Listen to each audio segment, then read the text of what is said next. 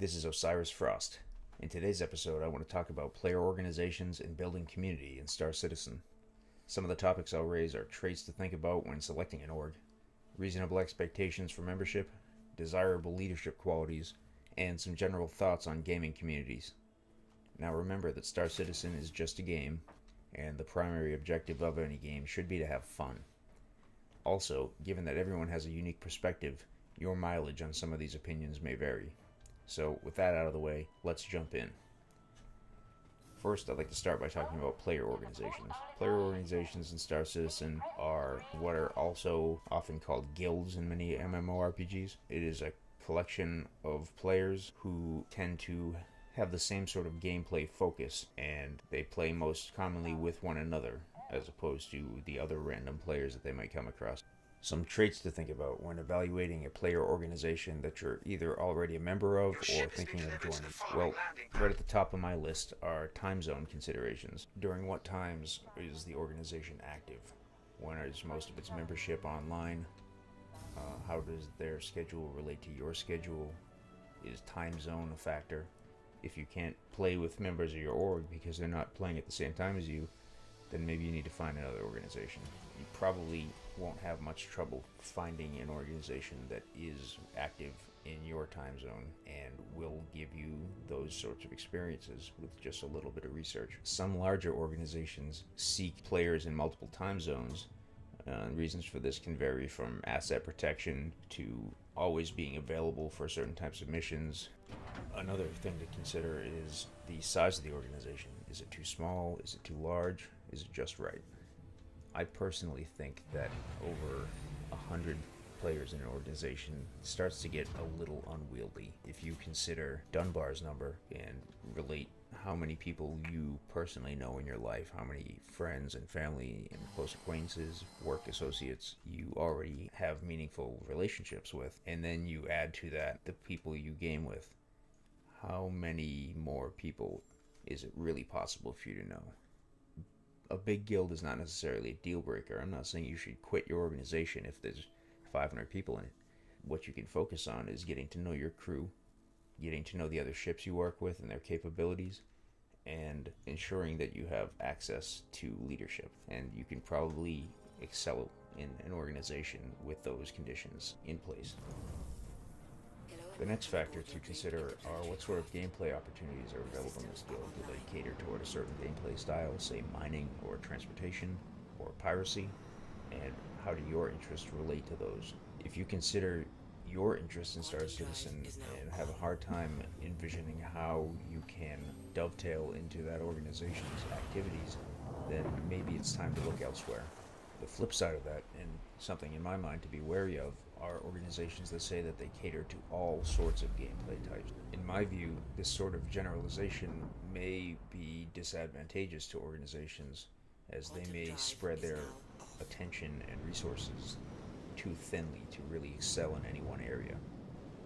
I personally am really interested in finding an organization that has 2 or 3 areas of focus that they really aim to excel at, and work with allies who can fill in the blanks. The next facet of player organizations that I want to talk about is organization exclusivity, meaning an organization that stipulates that you may only be a member of that org. If you are a member of that org, you may not be a member or an affiliate of any other org. Is this practical or even possible? Well, I think it's a holdover from the days when in many games you only could be in one organization at a time. But Star Citizen has support for multiple organization membership, and in my view this benefits the player base by allowing them to shop around different orgs for different sort of situations.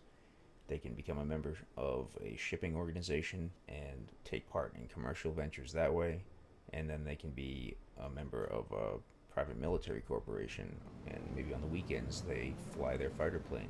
The ability for players to discriminate amongst orgs like that, in my mind, is a benefit to the community because it weeds out poorly run organizations and allows players to shop around their talents and find the best possible fits for all gameplay situations. So the second part, is it even possible for organizations to be exclusive? No, I don't believe it is. In Star Citizen, you can redact or hide your affiliation with organizations, and so it's practically unenforceable. Likely, many players will conduct different facets of gameplay through their different organizations. Like I said, they'll find organizations that specialize in the areas of interest, and they will become members of those and hide their affiliation as necessary to avoid drama with one org or the other. The ability for players to do this is another benefit to the community. And lastly, on this subject, I want to talk about another sense of exclusivity, and that's rank exclusivity, or cliquishness. This is when organizations develop an internal class structure. This is something that I'm very wary of, and I've been part of many organizations over my years of gaming, and when you get a situation where cliques develop, that's always to the detriment of the larger organization. Now, it's only natural for people to make friends in their organization and game with those predominantly, but when you are talking about players being excluded from groups or situations or raids or what have you because they're not in the Cool Kids Club, then it's probably time to start looking elsewhere. Another possible dimension to this are what are known in the community as space whales. Those people who have spent a lot of money backing Star Citizen and who have large fleets. That in and of itself is not a bad thing, but there are those players in the community who swing the level of their backing around and use that to try to accrue some sort of larger level of importance than people who haven't backed the game to the same level as they have.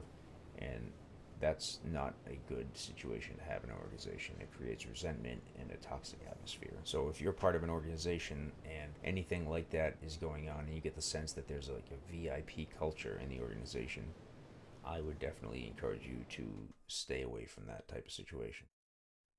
The next dimension I wanted to focus on is the org charter language. So in Star Citizen, if you go to an org spectrum page, you can look at their history, their charter, and their manifesto, and you get a sense from reading these things of the values and core beliefs that motivate an organization, its reason for existing, its operating principles, things like that.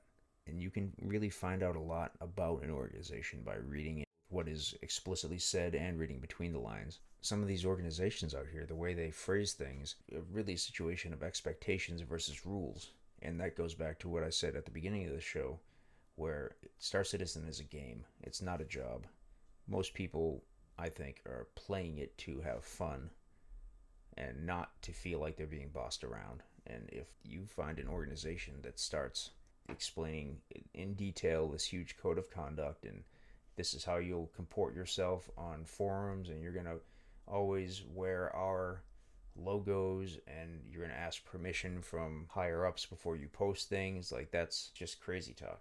Another component of this might be a hardcore organization that says there are mandatory minimum participation levels. You have to log in for so many hours per night or per week in order to remain active in the organization.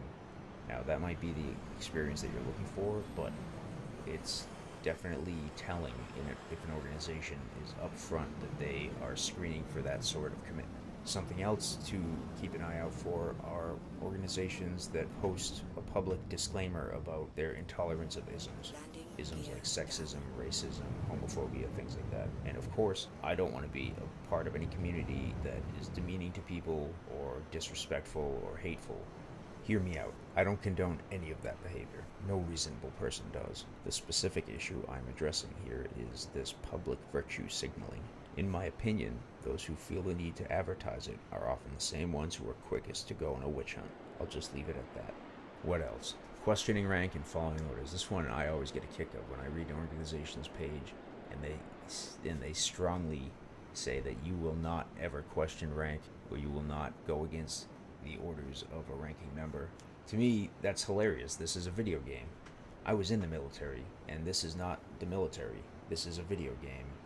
And absolutely no one, not even the guild leader of your organization, should be beyond reproach. That said, timing and tactfulness are important considerations. There are some situations when operational discipline may be called for so that everyone collectively can enjoy success. To me, bilateral communication is the key here. A really important concept that is borrowed from the military is the idea of an after-action report, or AAR. And this is when, following a mission, regardless of the outcome, you get everybody who participated in it together and you discuss what went well, what didn't go well, and how you could do better next time. This is really something that I think should be standard, just so you can build a set of best practices and enjoy mutual success. Another big organizational red flag is anything to the effect of members are locked into whatever roles they were recruited to in the first place. This can lead to a lot of resentment and burnout, and especially at this phase in development as of patch 3.0, February of 2018, there's so much more that could change and be discovered about this game that players who may sincerely believe they want to play a certain way, and they may have even purchased or pledged for ships to support that gameplay style, may come to find out that that's not how they want to play this game. And if you are locked in by organizational needs, you're just going to get burned out and you're going to move on. It's not good for you and it's not good for the organization. So let's say you've evaluated all these and you believe that you have found a guild that you want to join, and you go ahead and you apply. What should be reasonable to expect at that point? A lot of organizations have entry interviews. They want to just get a chance to know a new applicant before they decide, yes, you can join us, or no, you can't. And that's not an unheard of thing, but so you don't want to jump through hoops. You don't need to make any promises or representations during an interview. Really, all this should serve to do is screen the low-hanging fruit. You don't want to set too high a bar for entry, because removing a troubled member is too easy. You can do it with the click of a button. Once you're part of the organization, you should feel empowered to act in the best interest of that organization. There may be some guidelines or rules laid out to give you direction, but nothing too stringent like we've discussed earlier. An organization is looking for cogs in the machine, so to speak, then that's probably going to be a liability for that organization. Much better would be to have passionate, interested membership who take it upon themselves to intelligently and ambitiously pursue the organization's best interests. And all of that brings me to leadership. Leadership, to me, is where an organization is made or broken.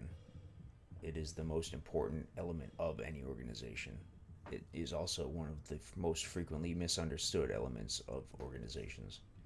Leadership, in my mind, from my years in the Army and also from my years in many different organizations and guilds in many different games, is best when it follows the customer service model, and the customer is the standard member of the organization. This means that leadership should be accessible and approachable. They should be receptive to good ideas. They should do their best to place the general membership of an organization in the best possible position to succeed and excel in their position for the good of the entire organization. This is at odds with the idea that rank comes with privilege. Rank is not a privilege, rank is a responsibility. It places a burden of conflict resolution and hard decisions on the rank holder. That's not something to rub in people's faces. That's a difficult thing to shoulder for the good of your group. Part and parcel of this is that it frees up all members to potentially pitch or organize events. That's no longer the exclusive realm of leadership, because leadership is filling that role of customer service and allowing even new junior members who are thoughtful and capable of leading operations.